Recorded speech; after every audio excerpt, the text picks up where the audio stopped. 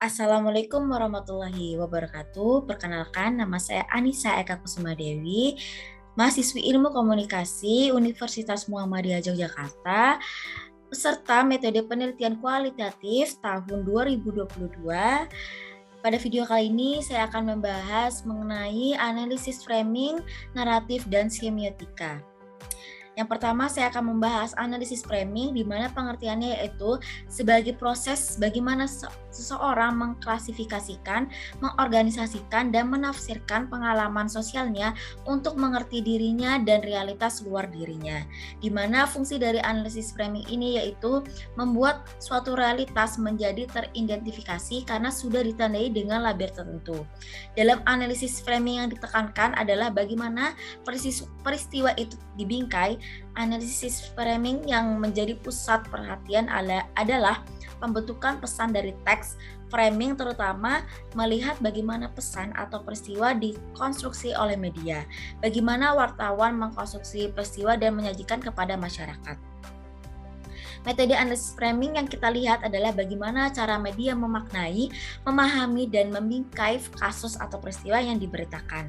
Proses pembentukan dan konstruksi realita tersebut hasil akhirnya ada bagian-bagian tertentu yang ditonjolkan dan ada bagian-bagian yang lainnya yang disamarkan atau bahkan dihilangkan. Secara selektif, media menyaring berita, artikel, atau tulisan yang akan disiarkannya seperti menyunting, bahkan wartawan sendiri memilih mana berita yang disajikan dan mana yang disembunyikan. Dan ini merupakan sesuatu realita yang direncanakan oleh suatu media untuk ditampilkan dengan melalui pertimbangan terkait dengan pihak-pihak yang mempunyai kepentingan. Di mana media ini membentuk sebuah citra seperti apa yang disajikan oleh media dengan cara menyediakan ruang atau waktu untuk sebuah realitas dengan ruang dan waktu secara tertentu. Di mana analisis framing ini ada dua aspek, yaitu yang pertama memiliki fakta atau realitas, di mana proses pemilihan fakta adalah berdasarkan asumsi dari wartawan akan memilih bagian mana dari realitas yang akan diberitakan dan bagaimana yang akan dibuang. Kemudian yang kedua yaitu menulis fakta, di mana proses ini berhubungan dengan penyajian fakta yang akan dipilih kepada halayak. Cara penyajiannya itu meliputi pemilihan kata, kalimat, preposisi, gambar, dan foto pendukung yang akan ditampilkan. Tahap menuliskan fakta itu berhubungan dengan penonjolan realitas. Contoh kasus dari analisis framing ini yaitu adalah pemberitaan yang diberitakan oleh okezone.com dan suara.com dalam membingkai kasus yang terjadi terhadap Ratna Sarumpait, di mana dapat dilihat dari setiap isi berita dari kedua media online tersebut yang sama-sama menonjolkan sisi kebohongan yang telah dilakukan oleh Ratna Sarumpait pada edisi 3 Oktober 2018. Pada isi berita okezone.com dalam membingkai berita juga menonjolkan aspek hukum dalam kasus kebohongan Ratna Sarumpait. Okezone.com dalam membingkai berita kasus kebohongan Ratna Sarumpait lebih memilih penyelesaian masalah dengan menunggu hasil keputusan dari pihak kepolisian yang akan mengupayakan penyelidikan terlebih dahulu. Sementara itu, suara.com menonjolkan isu kasus kebohongan Ratna Sarumpait dengan mengungkap beredar banyaknya foto-foto yang menampilkan wajah Ratna Sarumpait lebam seperti orang yang habis dipukuli. Kemudian saya akan menjelaskan mengenai analisis naratif, yang dimana adalah analisis yang digunakan untuk memberitahu atau membangun struktur sebuah cerita, baik cerita fiksi maupun fakta yang ada di dalamnya ada alur tokoh, karakter, sudut penggambaran, dan lain seperti secara berurutan. Analisis naratif atau fiksi membuat narasi disadari atau tidak menyusun narasi terhadap tahapan atau struktur tersebut yang berguna untuk menganalisis suatu narasi terhadap analisis yang komprehensif.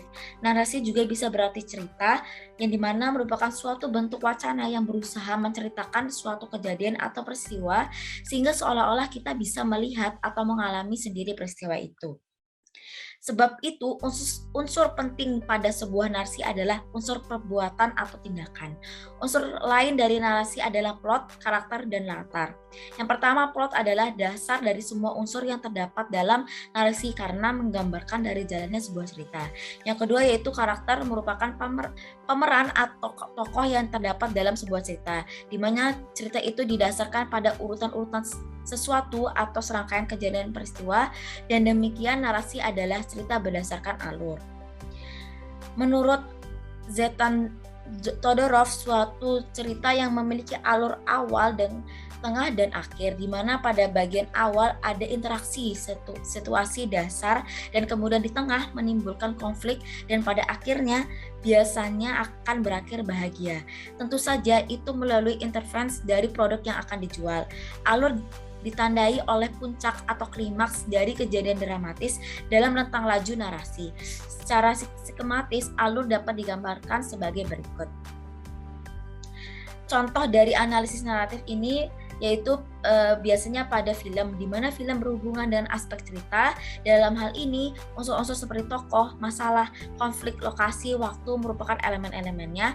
Mereka saling berinteraksi satu sama lain untuk membuat sebuah jalinan peristiwa yang memiliki maksud dan tujuan serta terikat dengan sebuah aturan, yaitu hukum kausalitas, yaitu atau disebut logika sebab akibat.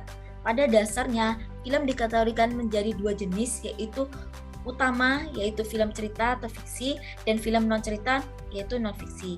Film cerita atau fiksi adalah film yang dibuat berdasarkan kisah fiktif. Film non fiksi contohnya ada film dokumenter, yaitu film yang menampilkan tentang dokumentasi sebuah kejadian baik alam, flora, fauna, atau manusia.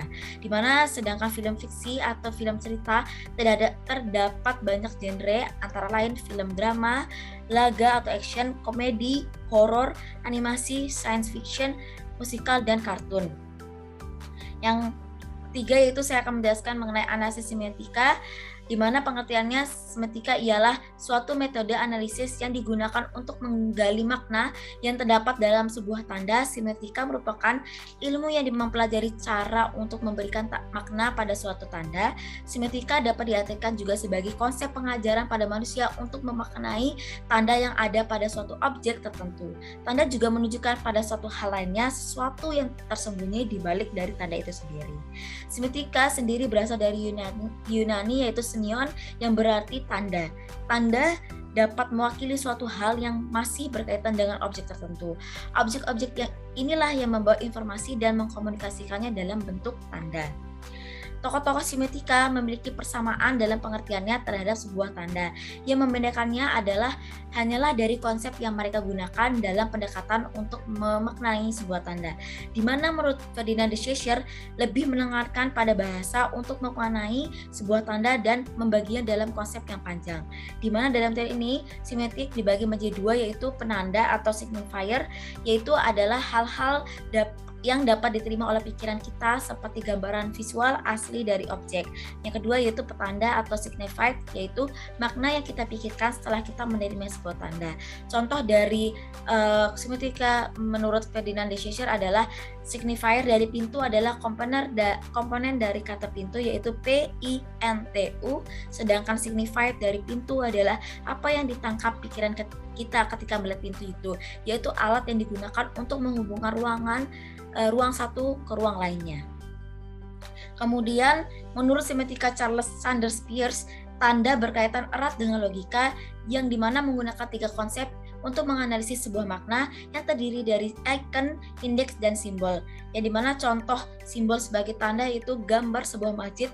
Makna tanda ini disimbolisasi dari umat Islam, sehingga model analisis Roland Barthes lebih dipilih untuk mencari makna tanda secara rinci dan terkonsep, mencakup secara utuh hampir semua aspek yang dicetuskan oleh tokoh-tokoh sebelumnya, yang mencetuskan model analisis tanda signifikasi dua tahap dengan membaginya dalam denotasi dan konotasi, di mana contoh yang pertama yaitu denotasi yang menunjukkan signifikasi, tahap kedua di mana contohnya, kata ayam memiliki makna yaitu unggas yang menghasilkan telur berbulu dan berkotek. Ini merupakan makna umum yang hampir seluruh orang paham akan maksudnya.